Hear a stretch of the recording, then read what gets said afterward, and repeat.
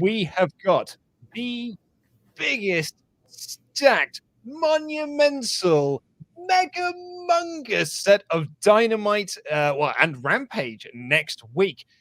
Holy heckins, what a lineup we have got. I am Luke Conan, and I'm joined by your Quizzlemania singles champion, Tempest T Wrestler. That bitch. How's it going, my friend, my enemy?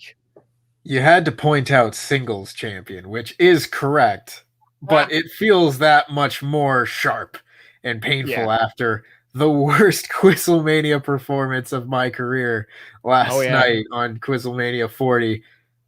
Hey, man, that's how it goes sometimes. That's how it goes sometimes. Where did you place in the end? Somewhere between last and last. Yeah, it was not a good night for Lost Intangibles to WrestleTalk. But yeah, we are here to review Dynamite this week. As you may have noticed, we are still remote, mostly because we're in different countries, but also because Ollie Davis isn't very well today, unfortunately. So Tempest is filling in for him. People may say, hey, it's probably because he went on that stag do and, there's a pandemic on at the moment. I just think it's because Ollie's getting old now. So when he does have like a weekend of drinking, it just takes him it takes him days to recover. And then B, sometimes it just takes for a little while for it to kind of kick in and the tiredness to hit him. We see it whenever he does a pay-per-view weekend. Like when we did SummerSlam weekend, he was a very tired and grumpy boy for the week. Oh, that man that we blew up. So much sympathy. So yes, he is absolutely fine. He is tested negatively on all of his COVID tests as well. So it's nothing like that. He's just not very well at the moment. I think he's just a bit run down. So Tempest is filling in for him today as we get to talk about a very fun episode of Dynamite, full of like great wrestling throughout the night, some really good video packages, great promos, and some really cool, like interesting sort of story beats and things like that. But I mean, it was also just a really good advert for next week's incredible week of AEW television, because they have essentially put on a pay-per-view caliber couple of nights. Like Dynamite is its regular 2 hours, but it's the Grand Slam from what's it called again? Arthur Ashe Stadium. Sorry, the Asher Arthur Stadium. They got an incredible lineup for that, but also Rampage on the Friday is 2 hours and is almost just as stacked. So holy hell, Tempest, like it is nuts. Before I got into that, I wanted to at least joke that Ollie is off sick, and it's almost like during the pandemic, anytime you say I'm under the weather, everyone's like, you all right? And meanwhile, I'm here filling in, and I've got a very like runny nose today, so I'm just going to be like blowing my nose throughout the show. Hopefully I remember to mute myself. But getting into the actual show, hell yeah, man. This card is stacked. Like, they like to say that their special Dynamites are like pay-per-view caliber, and to some extent, some of them have been, but like the beach break shows and everything, it's just a really good episode of Dynamite. This is a pay-per-view quality card with a pay-per-view, like the biggest show of the year caliber main event. Bryan Danielson 100%. And Kenny Omega is on free TV next week, and I could not possibly be more excited about it. Yeah, so Ollie and I had this discussion last week when they effectively told you, hey, by the way, Danielson's first match in AEW is going to be against Kenny Omega. Like, they had that segment in ring, and Kenny Omega was challenging him for a match, and Omega was saying, you know what, like, it doesn't work like that. You can't just challenge the champion for a title match. So this week, Danielson was like, look, one day this will be over the title, but at the moment, it's just about proving who the better man is. And so we speculated that maybe this will be the main event of the Arthur Ashe show, because it's AEW's biggest show to date, and I think they wanted to put on something that is an incredible main event. What bigger main event could AEW possibly put on at the moment than Omega versus Danielson? And we had a few people say, it won't be that. They won't go straight into the singles match. Like it's too soon to be doing that. They'll do like a big 10-man tag or something. It'll be the Elite versus Danielson, Cage, and Jurassic Express. Maybe like Frankie Kazarian probably taking the pin as he always does. But no, they are doing the match. They're doing Danielson versus Omega on Wednesday, like a week from yesterday. Less than 7 days away, we're seeing a match that if you'd have told me at the start of the year would happen on free TV, I would have said you're out of your freaking mind. There's no way you're going to see this match. But yeah, Danielson Omega. It's so cool, and some people might say that this is too soon. I think that they are doing it right and just striking while the iron is hot.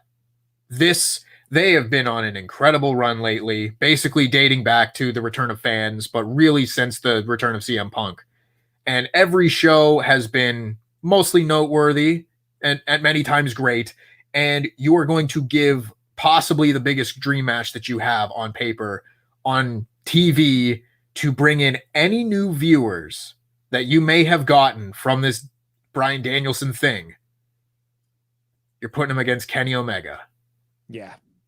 It's just it's so not cool. The title. It's a non-title match, which I think will certainly lead people to think it's either going to be a Danielson win or a time limit draw. I still think, like with AEW, like whenever they zig, or whenever I think they're going to zig, they often zag. There's every chance that Omega wins this match, whether that's through like elite, like nefarious means or something like that. The Bucks running out, Cole running out, the Goodfellas getting involved. Goodfellas, the Good Brothers getting involved. The Goodfellas, all of the Sheamus and Drew. The lovely boys getting involved. Like there's every chance that there could be something along those lines. I don't know if we have got Mod Mother on the moderating duty today. If we do, Mod Mother, if you are there, could you put up a poll?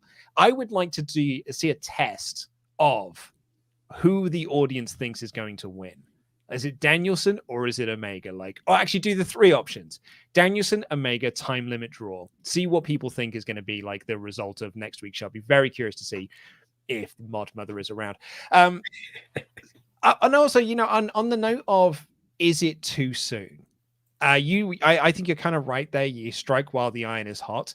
The other thing that I would say is I look at what happened when the NWO came into WWE in 2002, which is they thought they had time. They did Hogan Rock, and they were like, that's cool because we could start with Hogan Rock and then we can do Hogan versus the rest of them. And they didn't get that in the end. And we never got Hogan versus Austin because they thought we've got time. And in the end, that they didn't have time. So I would much rather them do this now than something happening down the line, which means that we don't get to do it. At least if this is only the one time that it happens, and there could be multiple times that this happens. But I think you're right. Strike while the iron is hot, and this is the match that people really want to see right now. So yeah, do this match as soon as you possibly can, which is basically what they're doing. Yeah, if the question was Bryan Danielson beating Omega for the title at Arthur Ashe, then I would say yes, that's too soon. You're hot-shotting a big, title change that, goes against the story that's been told of late. But that's not the case. We're just getting a really big dream match, and it's like an exhibition. It's different. It's a non-title match. So in that case, I don't think it's a problem, and I agree with everything that you just said. That's not the only big match on the card, though. As you said, this is a pay-per-view quality thing. We have got the rematch of Malakai Black versus Cody Rhodes, Ruby Soho versus Britt Baker for the Women's Championship, MJF versus Brian Pillman Jr., and Sting is having a match next week with FT smegging R. Oh, when FTR got in the ring with Sting on this episode of Dynamite, because I thought that they were going to do Sting and Darby versus Spears and Blanchard. I thought that's what they would do at the New York show. But FTR is actually a much better, that's a way more appealing option to me, because I'm like, oh yeah. When FTR got in the ring and they stood across from Sting, I was like, this must be so freaking cool for Dax and Cash. That was my exact thought process. As soon as they got in the ring, I just got like the biggest smile. I was like, oh, that's cool. Yeah, you right. know, So like that's cool. pretty neat. And then they announced the match for later in the show. And again, I was like, oh, that's so cool. You know, it's just one of those times where the puzzle pieces fit perfectly together. And we don't know how the match is going to go. Hopefully it goes well. But seeing Sting and FTR in a match together, who could have possibly imagined that happening 4 or 5 years ago? And now we're seeing it. It's just so cool.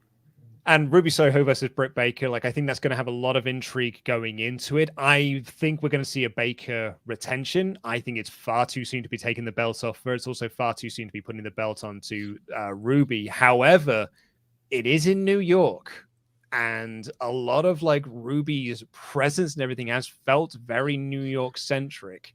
I think she's going to get an incredible reception there. But is it going to be bigger than the power of DMD?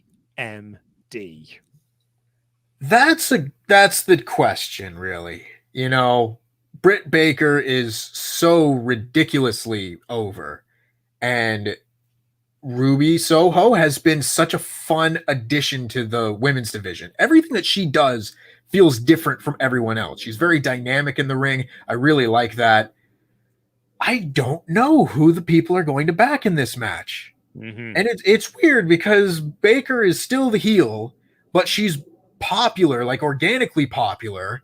Well, they haven't turned her yet. They haven't turned her babyface. I don't know if they're going to turn her babyface at any point, but she gets a lot of babyface reactions.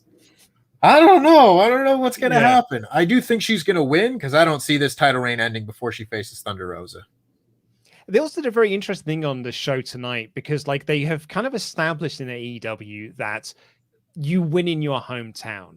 Like, you know, they did the whole Britsburg thing. You had John Moxley pick up the victory over Minoru Suzuki when they were in Cincinnati. We have seen people in their home states or hometowns or whatever get big wins and get sort of showcase things.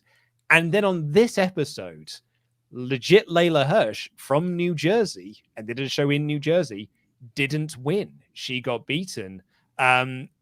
So that kind of then throws on a lot of doubts over the Ruby Soho thing next week, because all of a sudden the AEW rule of you win in your hometown has been thrown asunder. It's been cast aside in case of like, hey, maybe you don't know what's going to happen when you go see someone in their hometown. Yeah, I think basically if it's a big star who's going to be promoted for the show, I don't know that this applies to Ruby Soho in particular because it's a big title match and everything, but as it pertains to TV, I think if you're a big star being promoted for the show in your hometown, you're probably going to get the win. Mm-hmm. It's just a matter of if you're a big enough star to warrant a win on TV or if it's a win on Dark or something like that. Because I could have seen Layla Hirsch get a win, but they're not recording Dark in the cities anymore.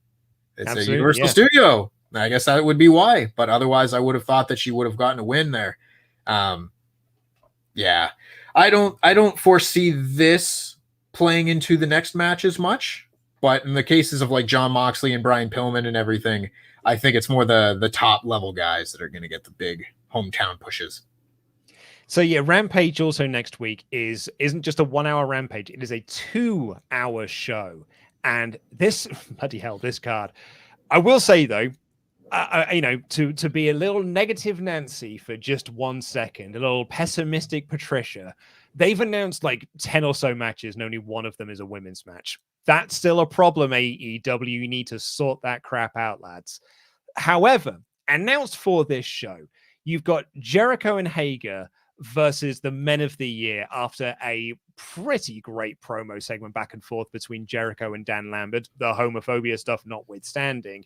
You have got a wicked 6-man tag of Jurassic Express and Christian Cage versus Super Click of the Young Bucks and Adam Cole. And CM Punk is having his second AEW match on Rampage against Powerhouse Hobbs of Team Taz. All of a sudden, like, yeah, those two matches either side, pretty big. that match there, and this like you've got in the sense there, CM Punk's second match, yeah, it's against Powerhouse Hobbs, but like Rampage is starting to feel like CM Punk's show. Like it's like that, yeah, like right, like he had his debut there. He's had like all of his stuff be so focused on Rampage, and now he's having his second match in the company. It is a really strong lineup. It's a strong lineup, and I think they're doing a really good job of just making Rampage feel important. There's been a couple weeks where some of the matches on there are like, yeah, they're entertaining for sure, but nothing that you need to go out of your way to see. But they've done a pretty good job of at least making sure there was one match on that card every week that you need to see. And I can't find fault in that at all. And I think it's just snowballing into this massive 2-hour show with CM Punk now. People thought that, after a few weeks, maybe this is just going to be like the B show and important stuff isn't really going to happen.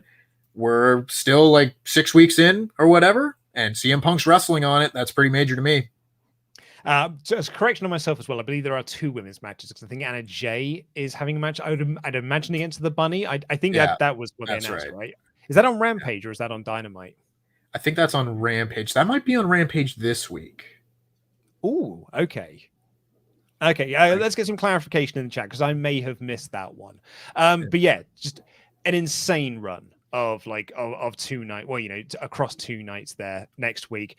Ratings wise, I think they're going to do. I mean, particularly Dynamite, I think is going to do a real big number with Omega Danielson. And, Malakai Black. Malakai Black has shown to be a pretty decent ratings draw for them. Sting is wrestling. I can see next week's Dynamite. I'm not going to say beat Raw. I don't think it's going to get that far, but I think it might end up being Dynamite's biggest number yet.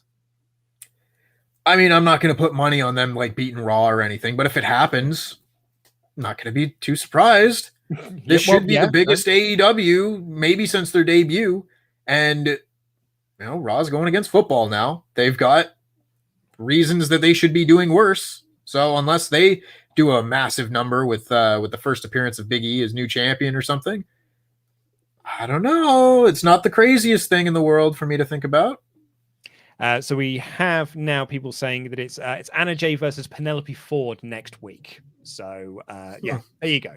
Right, well, let's get into your Ultra Chats and see what you make of all of this. Stephen Guzman said, here's how I think Omega versus Danielson will go down.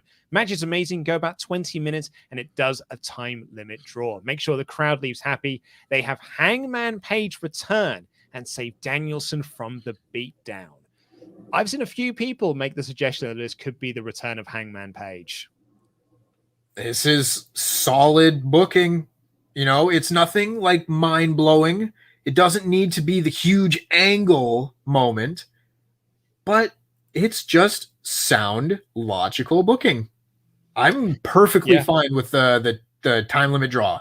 I think that is genuinely the best option of the 3 right now. Makes me want to see it more. And I totally believe that this match is going to be like the appetizer match, where you finish it, you say, man, that was great. But that their next match for the title or whenever it's going to be like an hour-long best match of all time candidate. And also people are now saying it is Anna Jay versus the Bunny. So I think this says a lot about the promotion of this match. No one knows what show it's on. No one even really knows what the match is. I think AEW can certainly do better. Bacon Rasher says, Ollie doing his news video today really does show how much you love AEW, love wrestling, and I'm here for the ride. Omega versus Danielson, OMG, and wow. Can you live stream next Wednesday? So happy being a wrestling fan now, right now, after years of hurt. Jam that jam. I would say, if I was not expecting a child anytime soon, and it really does feel like it's going to be in the next couple of days or so. We were talking about this before we came on live. I'll probably end up watching Dynamite live next week. I won't be around to do the review, but I probably will be there watching it live because I'm likely just going to be awake anyway with the Bab, and it'll be baby's first wrestling show. If I wasn't around, I think we would end up doing a live stream of it. But if you're relying on Ollie Davis to do a live stream or something on a Wednesday, and he's got to get up and review it the following day, he's a tired little bunny. I'm not sure. Maybe we'll try and work something out though, because I think it'd be great to do some live reactions to it. I mean, it's Danielson Omega. Doesn't get much bigger than that. Exactly. It really doesn't for a TV show. It doesn't get much bigger. Lakshim Narashaman, sorry if I've said that wrong, said the good thing is they've established that Dragon versus Omega match would be non-title, so the wins and losses system is not broken. I was worried that they would end up the same way as the wild card BS. I think AEW are quite protective of the whole wins and losses matter thing, so I think that's why I said last week, I made the prediction last week that it would be a non-title match. They'll do a singles match and it'd be non-title because that's a way to get around the whole you're getting a title match on your first night in. And Trenton Brown says, a part of me feels that Danielson and Omega match is too soon. But then I remember when Bryan first came back when he was cleared by W Medical and his first big feud was against Big Cash. So, yeah, why not strike on the dream match while that iron is hot? That's a very good point. Excellent point. They were also doing like Danielson versus Andrade and it felt like Danielson versus AJ as well. They were just like throwaway matches on SmackDown. But his main feud was with Big Ass. Big Ass. And then we got that Miz feud that a lot of people thought was going to be like amazing. And we got a bunch of 2-star matches out of it. We never got the dream matches that we should have gotten from the return of Daniel Bryan in WWE. And I'm not over it. Tempest, what are you talking about? The dream match that we got was at WrestleMania when he was tagging with Shane McMahon against Steen and Jericho, and he spent 95% of the match on the outside injured. It's just what the fans wanted to see from the Danielson return. And lastly for now, Dead Punk 1905 says, even after 7 years away, it's still never a guarantee that a table is going to break for CM Punk. First time anyone has been put through the announce table. Usually it's the timekeeper's table. Great show. AEW is on a hell of a roll. Jam that gem. Very good point, actually. This was like, it felt like one of the first big tape. I think we have had announcers table stuff in the past. I feel like we had it during the pandemic era, but they don't do it a lot, which I think sort of screams to what Dead Punk is saying there. I can't even think what the last one was. Yeah, agreed for sure. It's just another way of keeping things fresh. We have closed the poll. Thank you all so much of you that voted in said poll. About half of you did looking at it. Time limit draw was the out and out winner. 59% of you think that it's going to go to a time limit draw. 24%, however, think it will be a Danielson win. 16% said Omega. Now, what's interesting is like that's 24, 16 and 24 aren't hugely apart in terms of like when you think, like 835 people voted. So that's still fairly split on the old Danielson Omega front of which one's actually going to get the win. Yeah, I mean, it's interesting. This could go any way, and I'm leaning towards there being a time limit draw for sure. But I have enough faith in AEW's booking that if they go any of these three directions, they'll make it work. Right, well, let's get through the rest of this show. CM Punk opened up this show doing his big stage dive into the crowd because he was set to provide commentary for the whole night, but old Team Taz had some things to say about that a little bit later on. But I really enjoyed Punk on commentary tonight. Yeah, it was interesting to me because I guess I don't know what I was expecting out of it, really, because when CM Punk was on commentary for WWE, he was like a commentator. He wasn't like an active wrestler. He was doing it when he was injured and he was recovering. This time he's like, I'm an active wrestler. So a lot of what he would say about the matches in the ring, he would relate back to himself. And I was like, oh, I kind of like that, just kind of like it gives him something to do on this show without having to do a promo or be in a match. And then later we got the segment, but it just kept him very relevant throughout the show while adding a lot to the matches. And he was here to add a lot to this first match. Bloody hell, what a way to open Dynamite this week. Frankie Kazarian versus Adam Cole, baby. Bloody hell, that pop for Adam Cole was insane. Can you imagine this guy, presumably a manager on the main roster? It's ludicrous. According to some reports. Cole himself has said that he never heard that pitch. That doesn't mean the pitch didn't happen. It's just that pitch never made it to him. But yeah, like he heard other pitches instead. Ludicrous. This man is like one of the biggest stars in wrestling. He's got a cool catchphrase. He's a good wrestler. He's got the look, and he's having matches like this. What I find interesting about Adam Cole when he makes his entrance into, for Dynamite here, and someone made the point as well, like this is the largest crowd we've seen Adam Cole in front of, basically in that 4-year period, because although he was at Survivor Series and he did some stuff on Raw and SmackDown, he's mostly been in NXT in front of the NXT crowd, and then unfortunately for the last year and a half or so in front of no too little amount of fans. And here he comes out in front of this 13,000 fan arena place. And I was thinking when I was watching this, he got that reception here on AEW because he's Adam Cole. If he'd have come out on Raw or SmackDown, he would not have got this pop, because that Raw and SmackDown audience aren't the audience that are there being like, that's Adam Cole, baby. I watched him in NXT. I watched him in Ring of Honor. I watched his stuff in New Japan and the Bullet Club and this and the other. They would have seen, here is a new guy. Now I need to find out what this new guy is all about, because that's mostly the casual audience. And I wonder if WWE, had he gone to the main roster, could have got Cole to the position where he would have got this level of pop on Raw or SmackDown. I don't want to say that it's impossible, because Adam Cole is great. So good. I mean, I feel like it's a rib on me at this point that I say like, oh, well, if anybody can overcome WWE booking, it's Keith Lee, it's Asuka. Nope. So I want to say that if anyone could do it, it would be Adam Cole, but I've been proven wrong before. I don't know that they would have ever been able to get him to this point, just because the audience is so different. There would have to be so much more work going into putting Adam Cole in a top position and building him up to be a top star to get this kind of reaction in WWE. Whereas in AEW, there's such an appreciation that he's here. And they are so happy that he's here. He joined the party. It's like a big party every week. Everyone's having their little wrestling party in AEW, and Adam Cole is the cool kid that decided to come to the party, and everyone's so happy about it. Love Chugs. He's just like, he's love Chugs. Oh, what a nice guy as well. Like, I know he's a heel. Boo hiss, super click, what a heel. Story time, boo hiss. But like, he posted up, like they posted up that video yesterday saying, the party is come to an end now. The game to this end either have come to a close.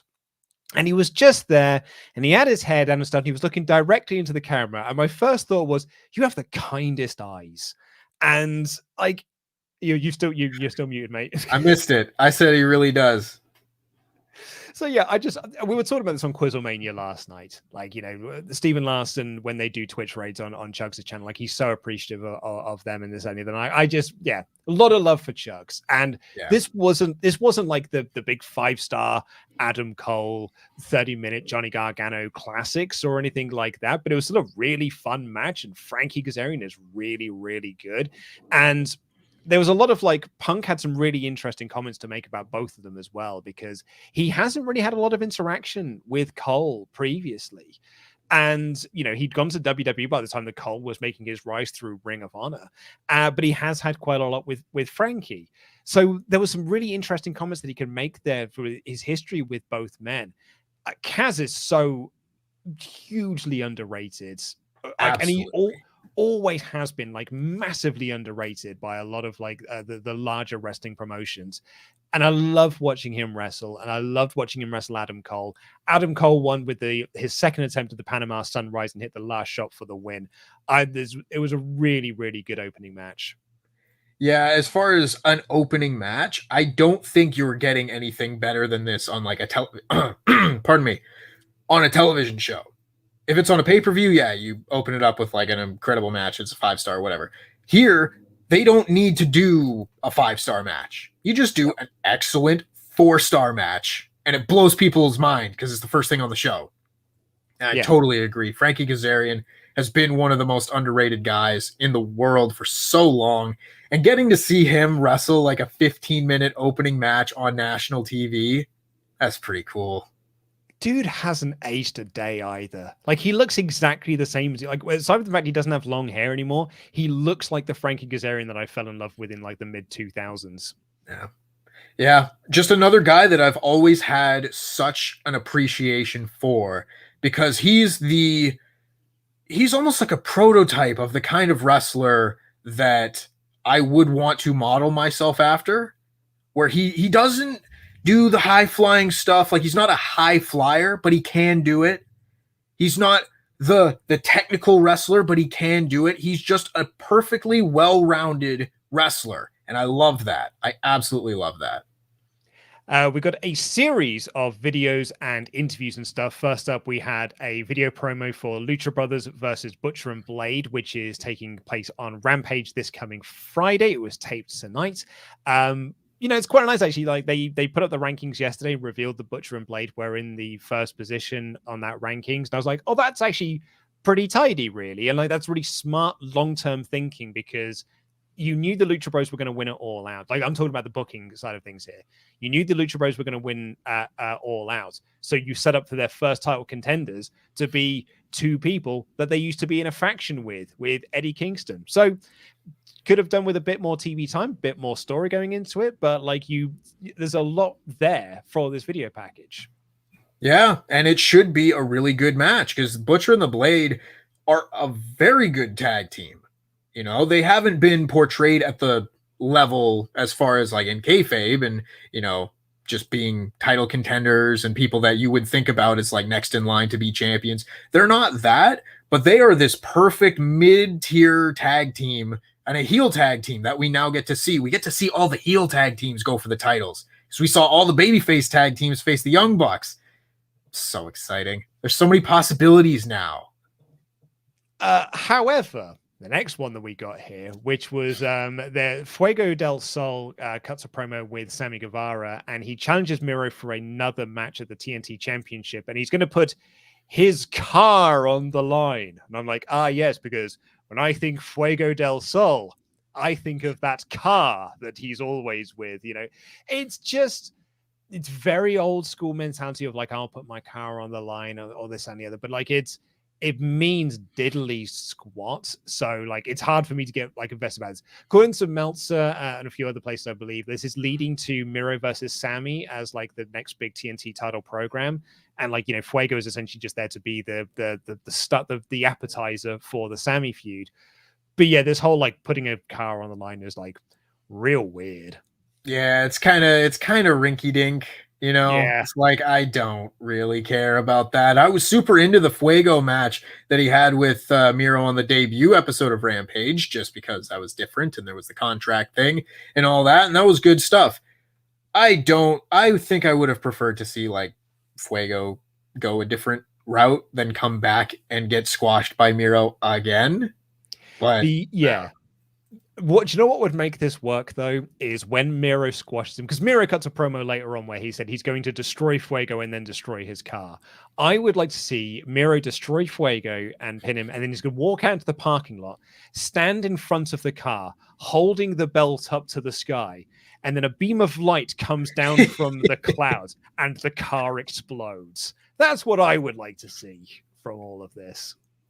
Well, I hope that happens for you, Luke. Thanks, bud.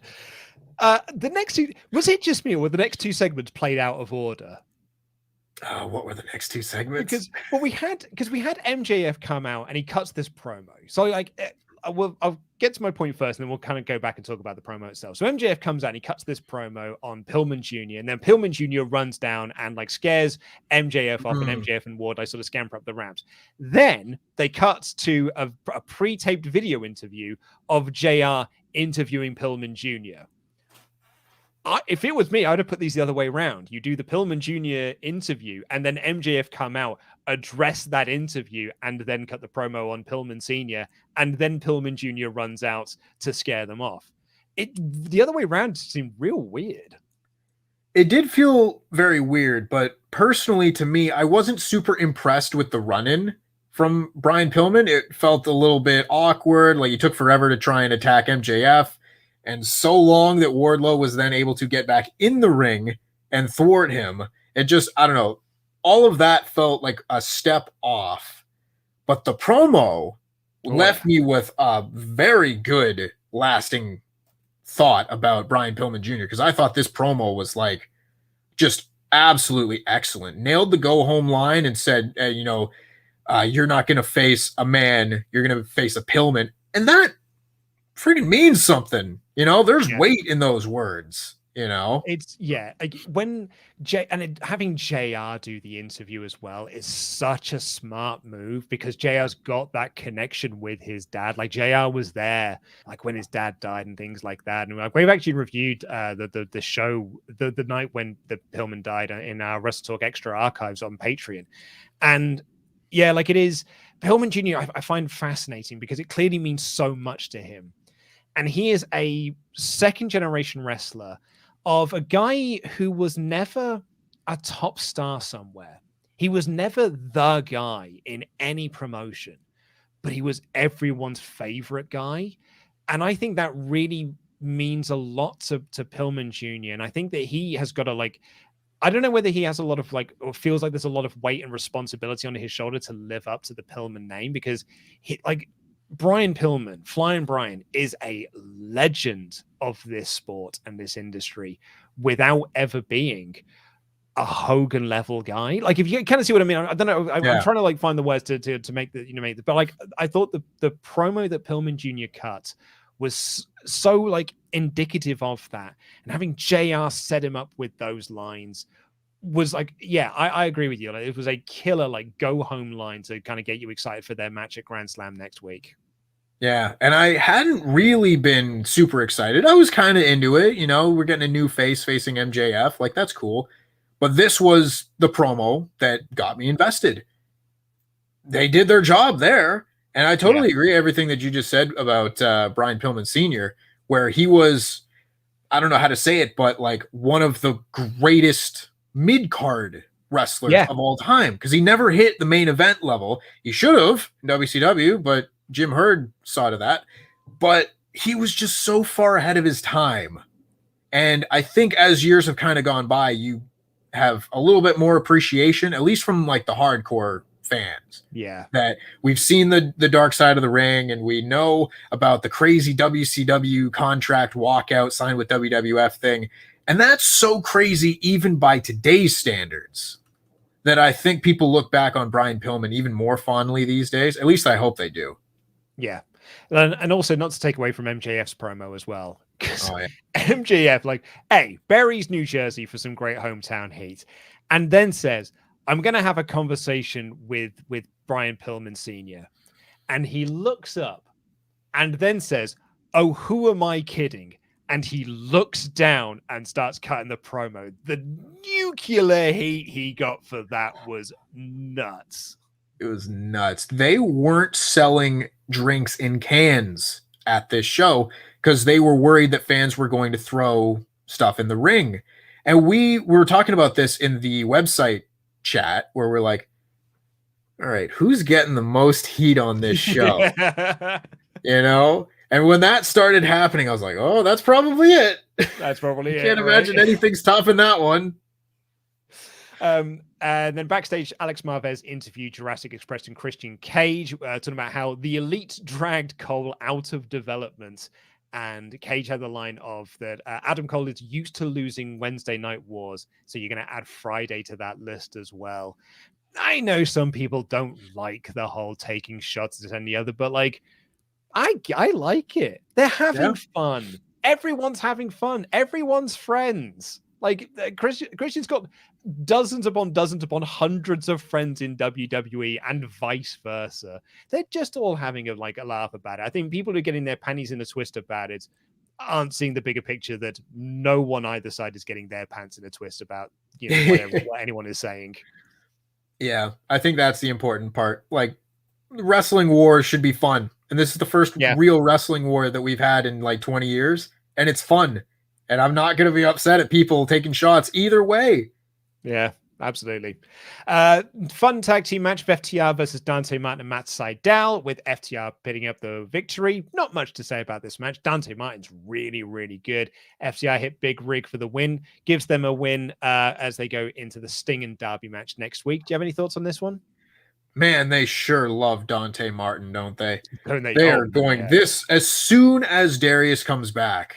I want Top Flight to be like the top tag team in AEW.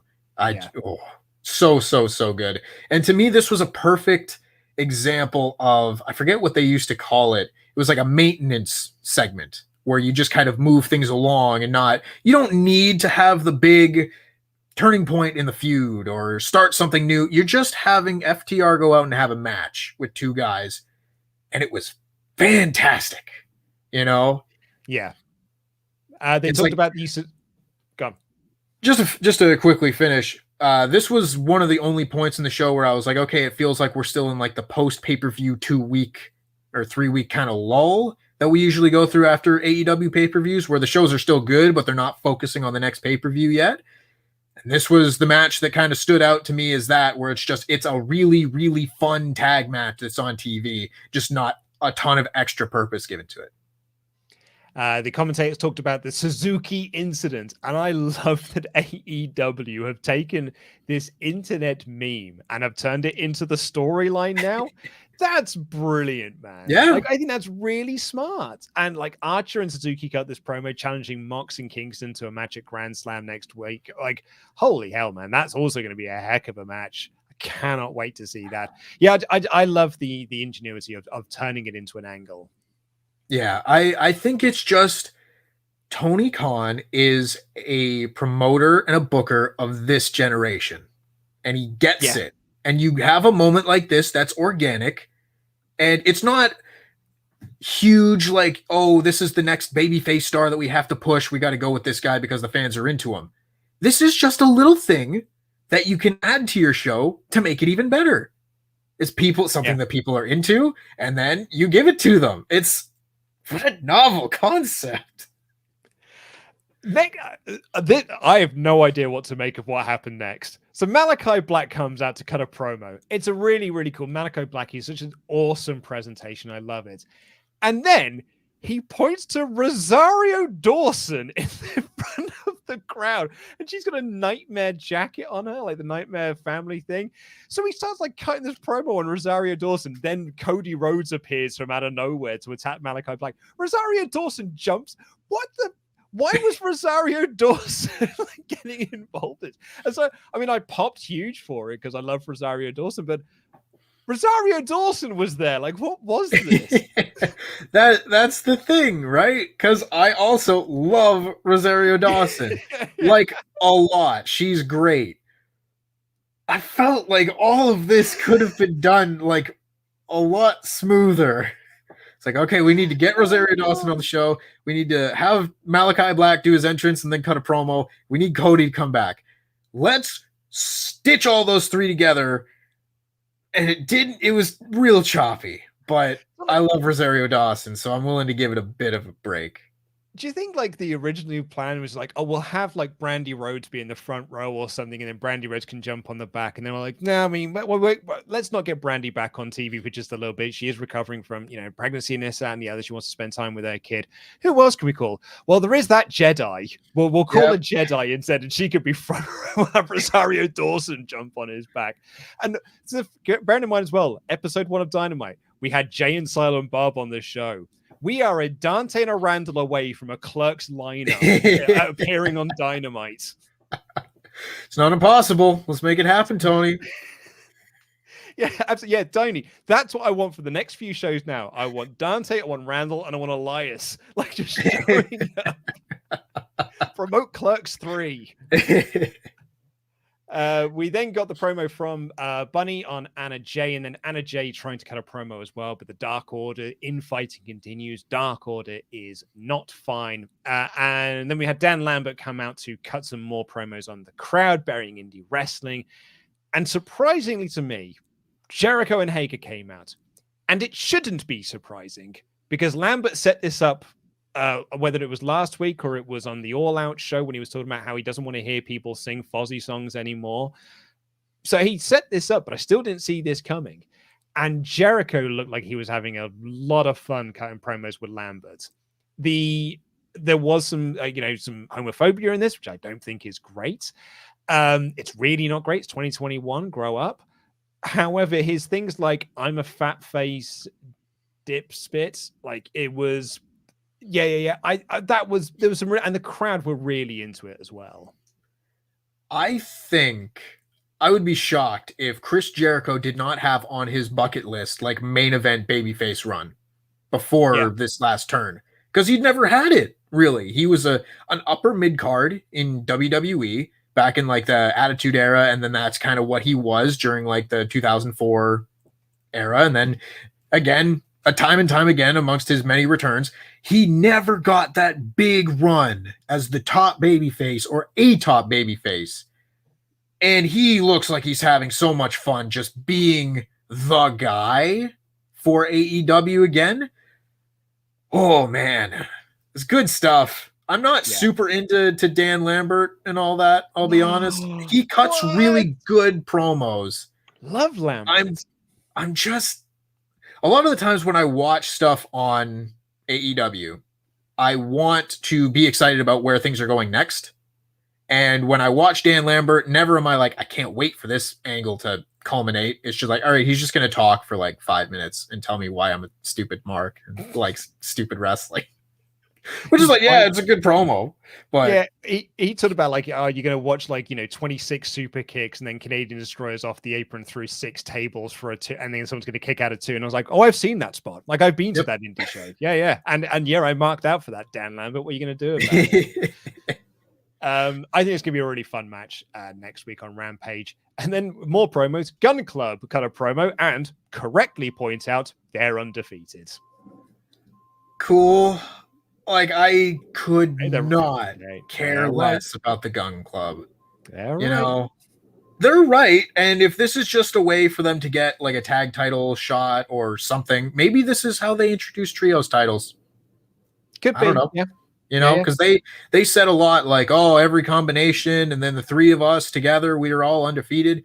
Maybe there's something there. I don't know. That's purely speculation, but I do not care about these 3 guys. I'll be honest. No, I don't think many people do.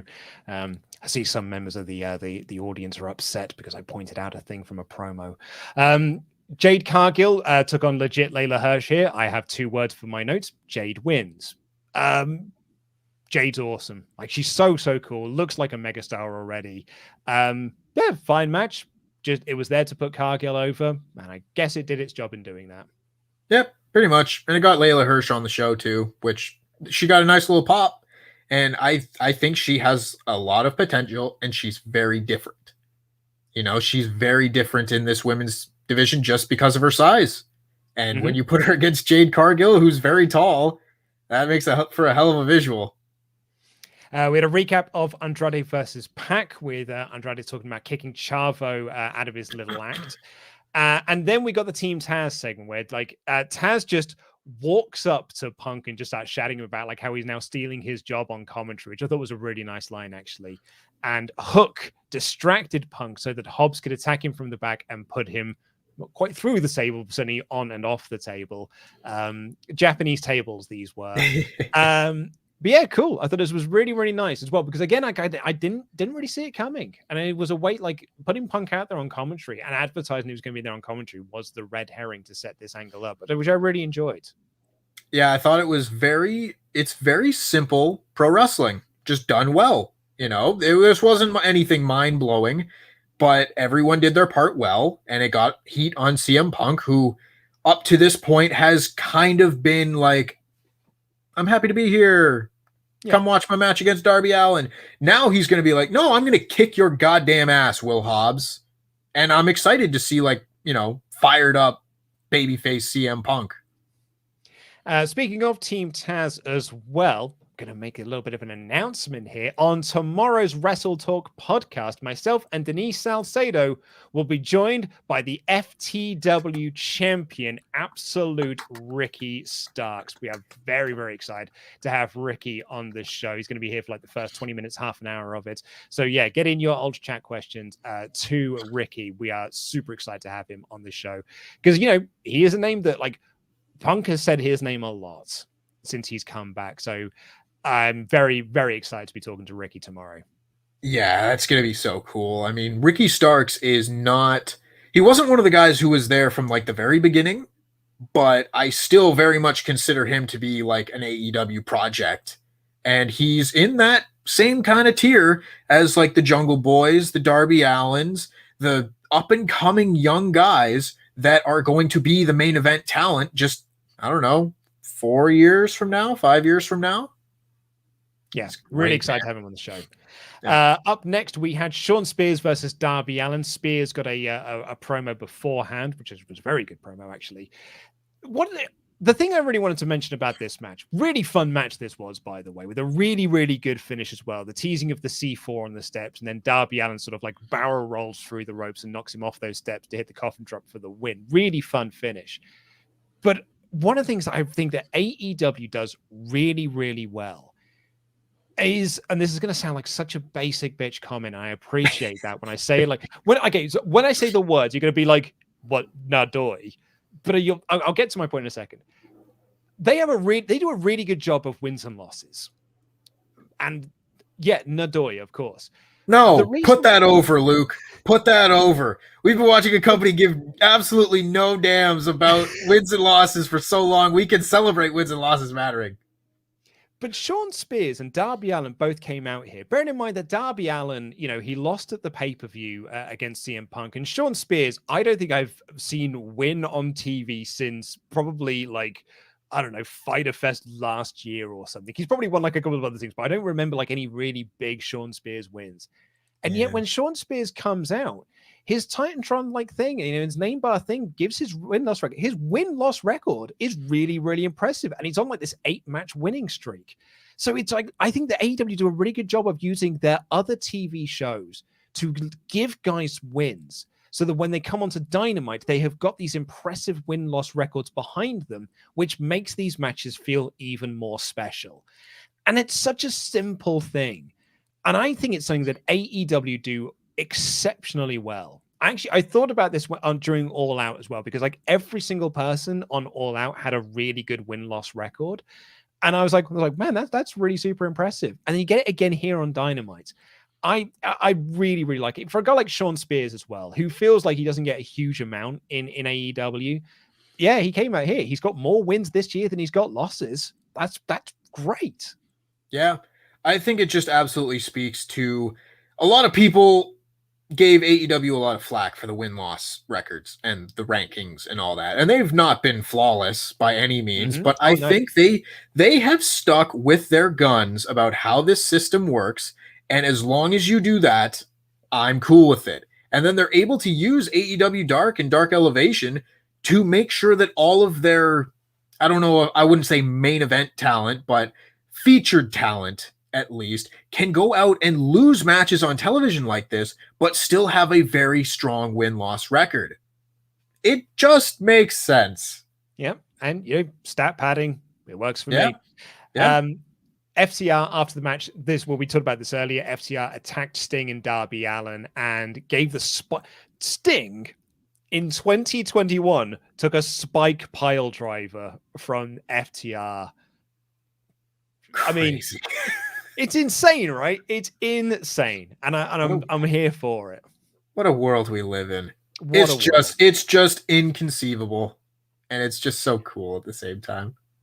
And then we had the segment with Danielson and Kenny Omega. Really, really good stuff from Danielson here, having a pop at Don Callis, calling him a carny piece of spit. Callis, trying to turn down the match with Omega and things like that. I came here to talk to Kenny Omega. I came here to be face-to-face with the best bout machine, not surrounded by stooges. I loved Danielson in this segment. What I really liked about this actually was the slight little detail that Omega brought to this. Because everyone's kind of making the joke about the fact that Danielson has just been wearing a white t-shirt. Just this plain white t-shirt is basically what he is like. That's his merchandise in AEW, is this plain white t-shirt. So Kenny Omega also wore a plain white t-shirt this week. He just goes out with these extravagant. No, Kenny Omega wore a plain white t-shirt this week as if to mock Danielson for doing so. I thought this segment was awesome. I thought this was just brilliant. Yeah, so you've got the modern day Bockwinkel and Heenan in Kenny Omega and Don Callis, and then just the modern day super mega awesome babyface in Bryan Danielson. And everyone did a fantastic job here.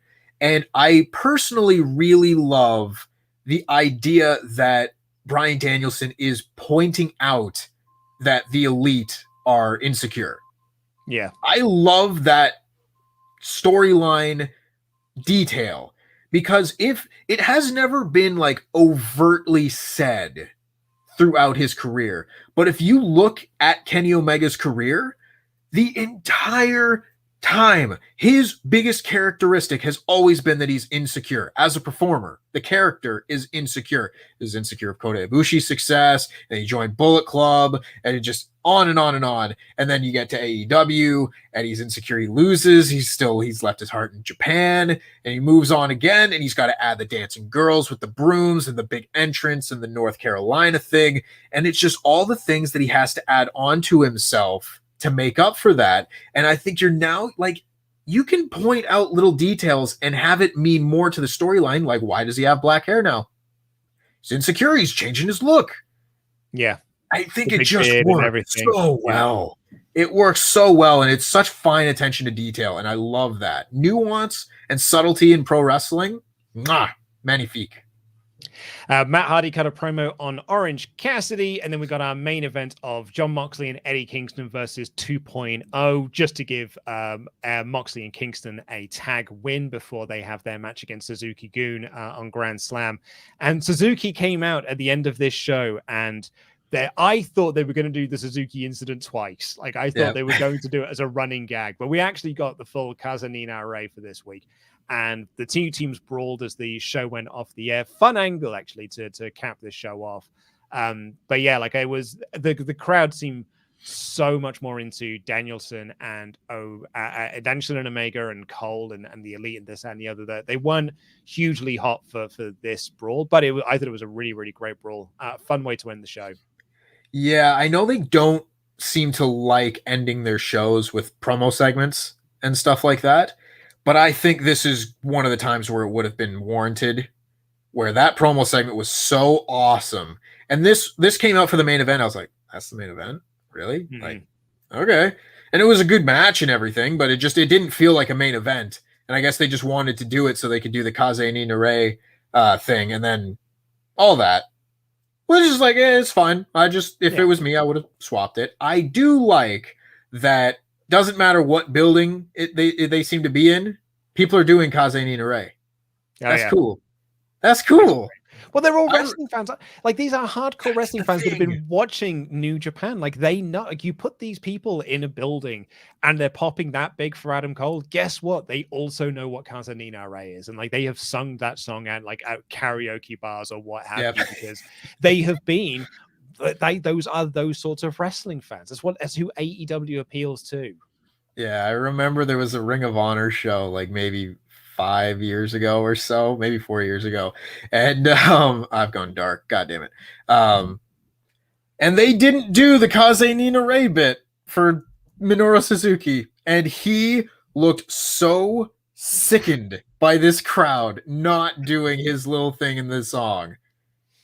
Not the case here. I love that these fans are just wrestling fans. I would go to every show if I could. Oh yeah, like I've been to plenty of like British indie shows where Suzuki was booked, Rev Pro shows in particular, because of their relationship with New Japan, and being parts of crowds singing Kaze ni Nare, and like we do it every single time. And yeah, it's the same when Keith Lee used to wrestle and you do the whole bask in his glory stuff. Like, it was. Yeah, like I need to go to more wrestling shows. Is basically what I'm getting to. Yeah. Scoring this episode. I mean, I'm not going to be doing it anytime soon. Get on the way. If you were to give this show a score, what are you giving it, Tempest? See, it's weird because if I scored it based on like the criteria that I use for like NXT, where if NXT has like one segment I would consider like a 5 out of 5, I just will probably give the show a 5 out of 5 because it's at least something has reached that height. Giving an AEW show a 5 out of 5, I feel like it's like, oh, this has to be like mind blowing. I felt like this was a perfectly adequate go home show for the big episode of TV. So I'd probably say 4 out of 5, but I loved a lot of things on this show. Yeah, same here. I was a 4 out of 5 kid as well. We put this up to the community poll, and you all said 54% of you, in fact, said it was a 5 out of 5 show. 35% saying it was 4 out of 5. And then look at that: 8% 3 out of 5, 1% saying 2, 2% saying 1. Like those bottom, like those last bottom two there are just they're troll votes at this point. But yeah, 54%, over half of you saying it was a 5 out of 5 show, which is incredible to see.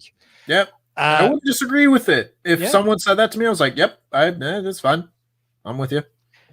Well, if you want some more bonus content from us, when you head on over to patreon.com/WrestleTalk, where Ollie and I released WrestleTalk Extra this month, reviewing Ring of Honor All-Star Extravaganza from 2016, featuring an incredible triangle ladder match between the Addiction, and he called them the Ascension, and the Addiction, Motor City Machine Guns, and the Young Bucks in Ladder War 6. It's also got Cole versus Michael Elgin, Kyle O'Reilly versus Hangman Page.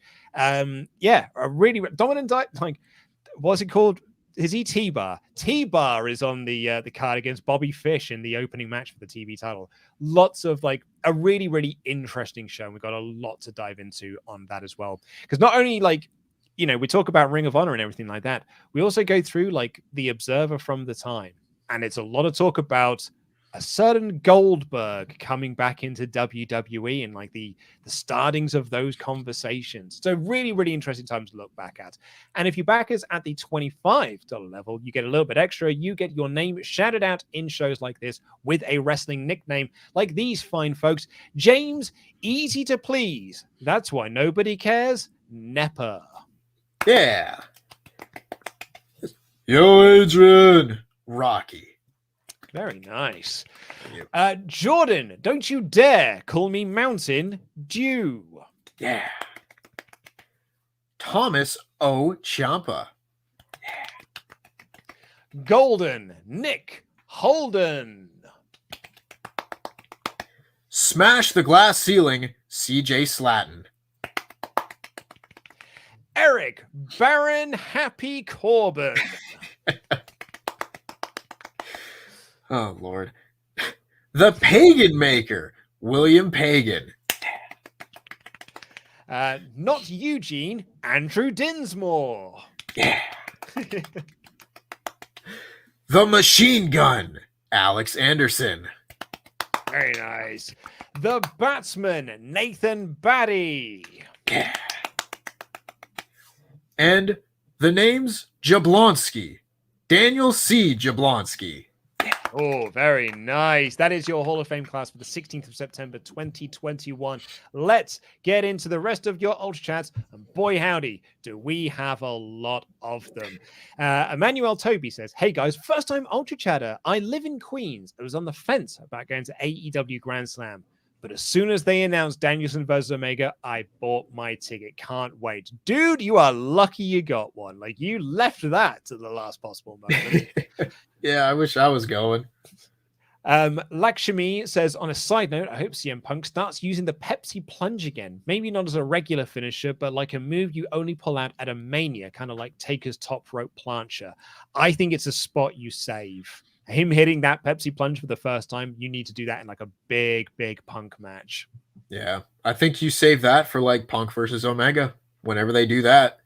But there's a lot of those like old Ring of Honor type moves that I'm like, are they going to do it? Like if Danielson breaks out the Gary Goodridge elbow strikes while a guy's in his crucifix, I'll like pass out. Also as well, like with Punk doing the Pepsi plant, it's got so much more like there's a lot more behind it now these days. Absolutely. Travis Griffin says, Luke, to your point about people on Raw not knowing who Adam Cole is, at least doing the boom and Bebe thing with him. Enzo said he was worried about that as well when they debuted, and the crowd knew the whole shtick. That was also like on that was on a Mania show as well, so it was full of a traveling crowd, the hardcore fans. I don't think you can really use the post-Mania Raw as like an indication of anything. That's an outlier and not the norm. I would say so, yeah. I mean, the crowd did eventually like all pick up on it because it's very, very good. Like, it's a very good sing-along thing to do. And like, once you've seen it once, you totally get it. Yeah. That's why it was great. Joey Robinson said, I felt like last night was a bad look for Malakai Black. Coming out looking like a business wizard to get beaten up by Cody and his reality TV show pal. I genuinely can't wait for this feud to be over and he can move on to something that doesn't have Cody stink on it. He adds, Cody. I like Cody as a worker, but his presentation and booking annoys me so much. And it seems to extend to all acts associated with the family. Always the weakest part of any Dynamite. Great Quizzlemania yesterday. Adams year-round was fun to play at home. I sort of get what you mean with Cody. I know a lot of people aren't into Cody Islands. I do like Cody. I mean, I'm not hugely into the rematch because I think Cody's winning, but I don't dislike Cody. I like Cody. I'll be honest, I like Cody a lot. And that might be an unpopular opinion these days, but I'll own it. And no, the weakest part of any Dynamite QT Marshall. I don't know if he counts as like Nightmare Family extension and all that, but yeah. I would say so. I think it is a darts player, QT Marshall. Sean Cardia said, I love AEW so much. They give us things we never knew we wanted. Whoever thought we'd see a face-off between Malakai Black and Sakatano? There's a dream match I want to see. The Devil with Amnesia versus one of the greatest Jedi. Book it, Tony. And on that note, Ten Rosa said, Rosario Dawson being a judge with Cody on the Big Show. I didn't think it would get her on Dynamite. I love Punk on commentary. More of that, please. Dan Lambert, please go away. Put women on in his time. I'm loving the Elite. Bullet Club, please come on in. Oh, I like Dan Lambert. Maybe that's an unpopular opinion, but I think Lambert's awesome. Give it time with the Bullet Club. I would be shocked. I don't know when that's going to happen. Like, they've got so much cool stuff coming. And once the travel to Japan is a lot easier. Oh man, like it might be like a year from now, a little more than a year from now, but that's got my motor running. On the Moxley Suzuki thing, the Guilty Hat said, given the trend on Twitter over the week, can we get the WrestleTalk statement on the Suzuki incident? I'm sure it might get used in the inevitable Dark Side of the Ring episode. AEW getting in on the joke put a smile on my face. Yeah, mine too. Everyone remembers where they were with the Suzuki, with the Suzuki incident. Everyone remembers where they were. The day the music stopped. Do you mind if I hot tagged you for a moment through some of these Ultra Chats? Absolutely. The Portuguese Mr. Davis says, hey lads, always consistent. Great show, awesome wrestling. However, feel like Bryan v Omega should be later, but I can't understand their perspective. Also can't wait for Archer and Suzuki versus Box and Kingston. Love y'all. Hope you're feeling better, Ollie. No, boo. Boo, Ollie, boo. Stephen Guzman says, Ollie and Luke, I love you. I love you guys, but I'm to just gloat because I'm doing... Oh my goodness, I'm struggling. I'm just going to gloat because I'm going to be at AEW Grand Slam, and holy S-word, this is practically a pay-per-view. I'm going to get to see the dream match between Omega and Danielson, CM Punk wrestle, Minoru freaking Suzuki. Cannot wait. Also, God, I really want to see Lucha Bros versus Darby and Sting at one point. I don't know why, but I'm dying to see Penta and Sting face off. That's an interesting one. I didn't know I wanted that until now, but you're right, I do want that. Yeah, that sounds fun. My Owen opinion says JR was suspiciously quiet when Jericho referenced Escape from New York in his promo, and when it was discussed further by CM Punk on commentary, because as we know from WrestleMania 20, JR apparently hates that movie. That's interesting. What happened at WrestleMania 20 where JR hates on Escape from New York? I don't remember that. I don't either. I'll have to go back and watch WrestleMania 20 again. I reviewed that show for WrestleTalk Extra as well. How often do you listen to every line in commentary? Look down at your phone one time. Oh, you've missed the comment of Escape from New York. Oh well. Jared Hazelwood says Andrade and Spears, I think, did a lot for themselves last night. Andrade feels like a Gotham City mob boss, and Spears feels like a great insecure bastard. AEW might always find the right character for people instantly, but your patience pays off. Agreed. Perfect example. I was just going to say that. Like, the characters for guys like Andrade, Miro, and Malakai Black are so distinct, but also like cool. Love that stuff. Absolutely love it. Michaela Traub? sorry for butchering your name. Hey, friends, I'm a pandemic era fan, so I've only been watching wrestling since like May 2020. This was my first ever live wrestling show, and it was amazing. Oh, yay. Eddie and Archer and Mox and Suzuki brawled right in front of us. Cody came right up beside us, too, and brawled with Malakai above us. 5 out of 5 live show. I'm a happy girl. I'll be there next week, too. Keep an eye out for the Dark Order Elevation match. I love AEW. I love wrestling. Thank you to my bro, Rob, and thank you. I'm so happy to learn about wrestling. What a positive message. That's great. I love seeing that sort of thing. That's great. Yeah, absolutely. Bacon Rasher says, hi, lads. It's quite the contrast seeing NXT whatever .0, then AEW. What a difference. Miro needs a tank to crush that car, and when Hook and Punk finally tag together, they're going to have to be called Hunk. I'm so happy. Jammy Jam Jam. I was 37 on the 5th of September. Hashtag DAD. Hashtag Jam That Jam. A happy birthday for September 5th. Oh, yeah. Yeah, happy birthday, Bacon Rasher. Rob P says, I've been watching wrestling since 1996, and last night was my first TV taping live. I can't begin to describe the joy I felt from start to finish. Thank you, AEW. That promo battle between Dr. Britt Baker and Ruby Soho was epic. Can't wait for the super click. That must be on Rampage, right? Perhaps that was a spoiler. I haven't read Rampage spoilers. But yeah, there must be a promo segment between the two. That sounds really cool. Oh yeah, I love promo battles. They don't do them super often in AEW, but I love them. Paul Egan says, Suzuki incident resolved. A very sweary episode with some very sweary boys. How does every Dynamite feel like the best one? Well, with next week's Stack Grand Slam, that's certainly going to be the case again. AEW right now is just an awesome and fun show. It was a very sweary show. Very show last night. I feel like they have to have been given a memo or something to go for it. Yeah. Use the S word in like every segment. Just have fun. And somehow Chuck Taylor still hasn't said it.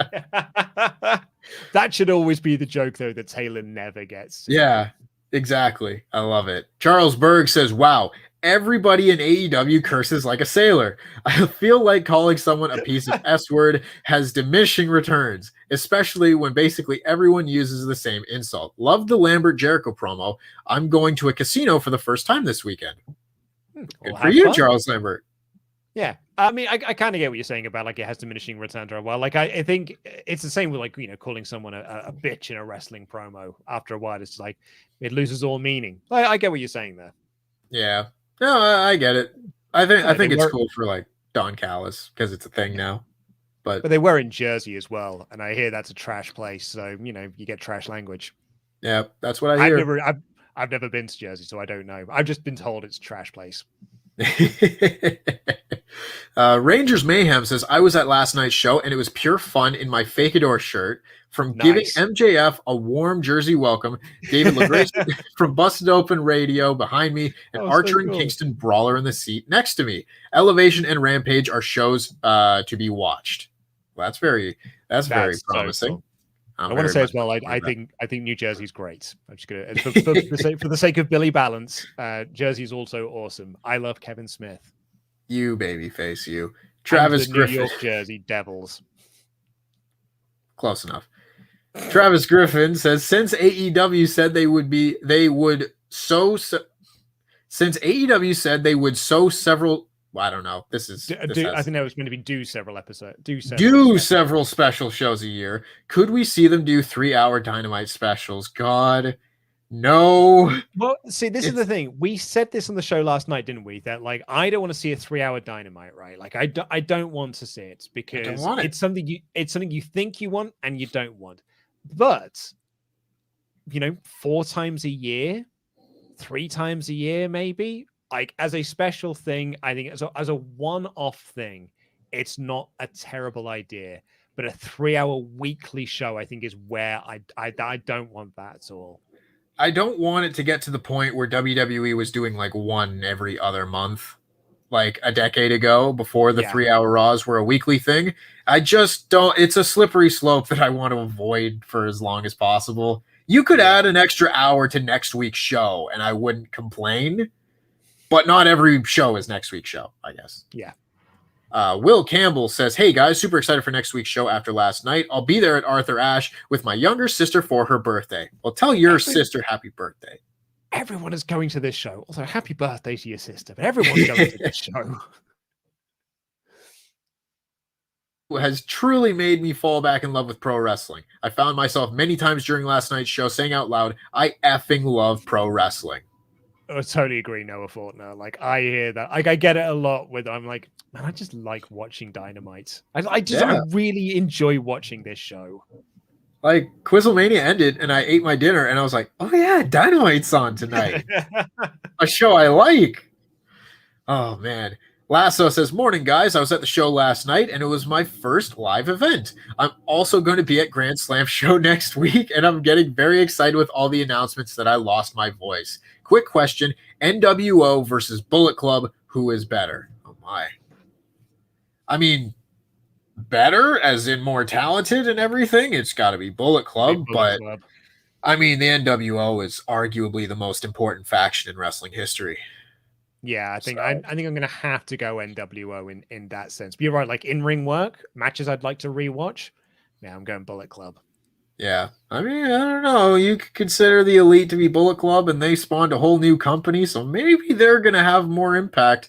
And when all is said and done, you never know. 69 Intangible Sadie Deegan says, what's up, Thursday Cowboy? Tempest, what are you doing in the AEW zone? Love Dynamite last night. MJF is the freaking GOAT. If Black doesn't win next week, I shall walk into the ocean. Mr. Rhodes, please don't ruin my emo son. Love you both. LIW for life.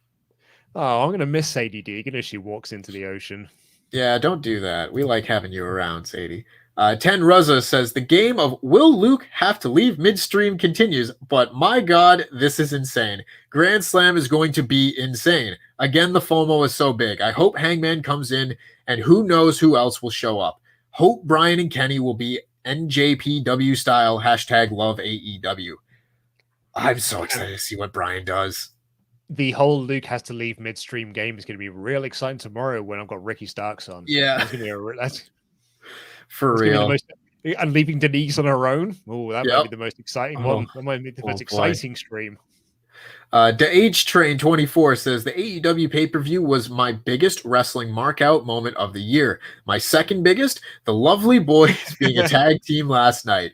My two favorite people are really entertaining on one team. Yes, please. And Luke Owen, I am happy beyond words.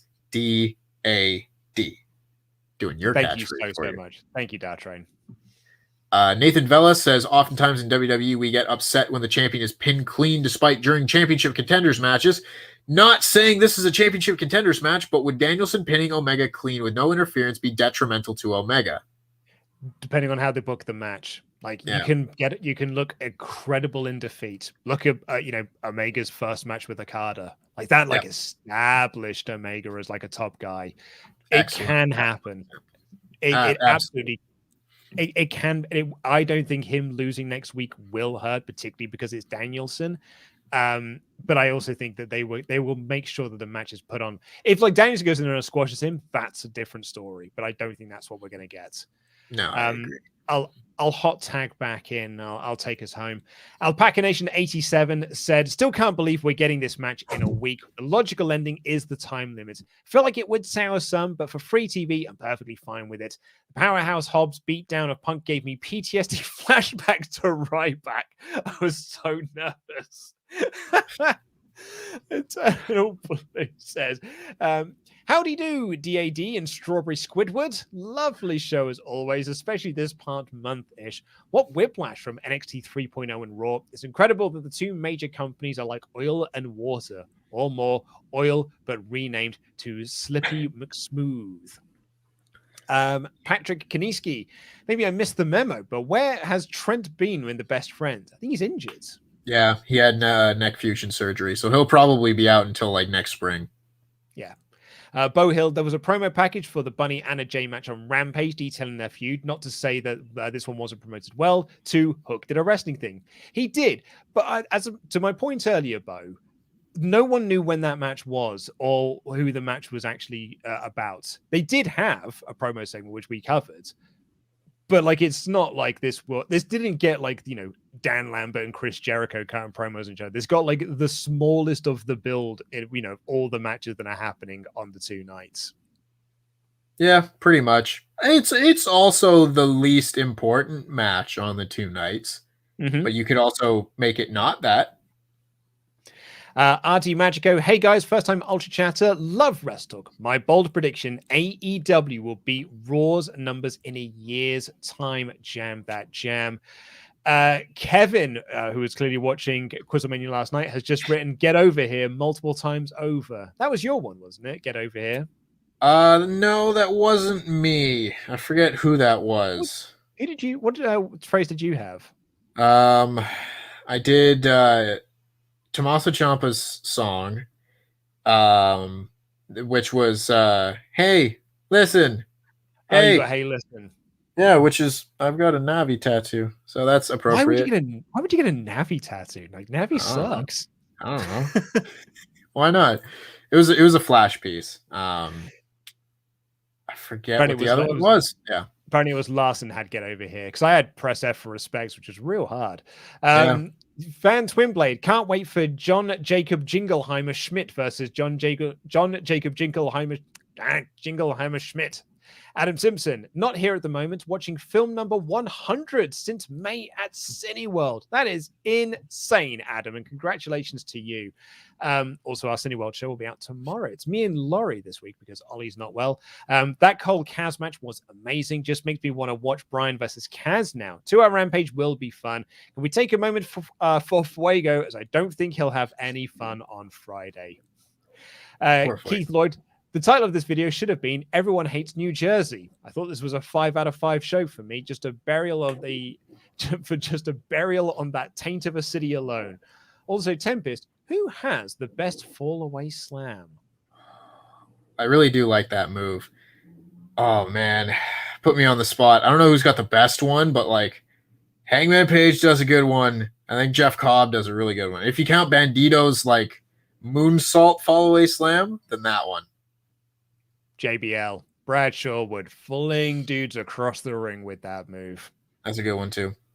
Zornice said, we had 10 versus, we had a comment from him, but I think we've read that one out earlier. The Zornice, do you remember who is the first women we see in the AEW trailer? And the trailer is up to date. CM Punk is in it. If you can't remember or imagine, it's Brandy. Do you think that's fair? Hope it's going well. LIW for life. Good luck with the baby. Is it really Brandy in the opening trail? You could have said any name and I would have been like, yeah, sure. I agree, Zornies. I don't think that is fair. Lakshmi says, I hope that someone as awesome as Britt Baker stays in AEW till retirement. I can already see what would happen if she jumped ship. Britt Baker, DDS, the long-lost daughter of Isaac Yankem. No, they're not doing second-generation things at the moment, so I don't know if they would do that in the end. Andrew the Last Airbender, last night was an incredible show. My first ever show was definitely one to remember. I got to see Punk, Bryan, Cole, Soho, Jericho, and frickin' Suzuki. It was a wild night. Got to see myself on TV because Cody stole my drink and hit Black with it. Hey, that was you! Oh, that was such a cool moment. Oh, that's so awesome, Andrew. That was rad. And lastly for now, Stephen P says, popping my Omega chat cherry today. Is it just me? Or does it sound like Luke Owen does the vocals for Paul White's theme? I heard his singing voice the other day, and now whenever I hear it, all I hear is, a lot of my singing that I do is based on my big show. Where is the big show? At the big bad show tonight. Oh. So yeah, it's that, and it's essentially the voice I've done for Eddie Vedder over the years. Whenever someone says, like, what's your favorite Pearl Jam song? The one that goes, that's my favorite Pearl Jam track. I think I started loving Pearl Jam, like, ironically because of Eddie Vedder's voice, and then just ended up loving the band anyway. Oh, they're so good, though, right? Like, Pearl Jam Rule 10 is, like, an all-time great album. But I saw Pearl Jam live, and there were times where I'm like, I don't think Eddie Vedder's saying a single word here. I think he's just singing all vowels. And we've just had a last-minute one come in from Dorks of Wrestling. Totally under the weather right now. Here's $5 for making me laugh today. Super cool to see Tempest. Jam that jam. LIW for life. thank you all so much for joining us on this episode. As we mentioned earlier, if you are just joining us, tomorrow on the show, myself and Denise Salcedo will be joined by the FTW champion, Ricky Starks, which we're very, very excited to have. So please do join us for that tomorrow. And then on Saturday, Tempest will be back reviewing SmackDown with Pete and Rampage. But until then, take care, everyone. I love you. Goodbye. Jam that jam, everyone. Bye.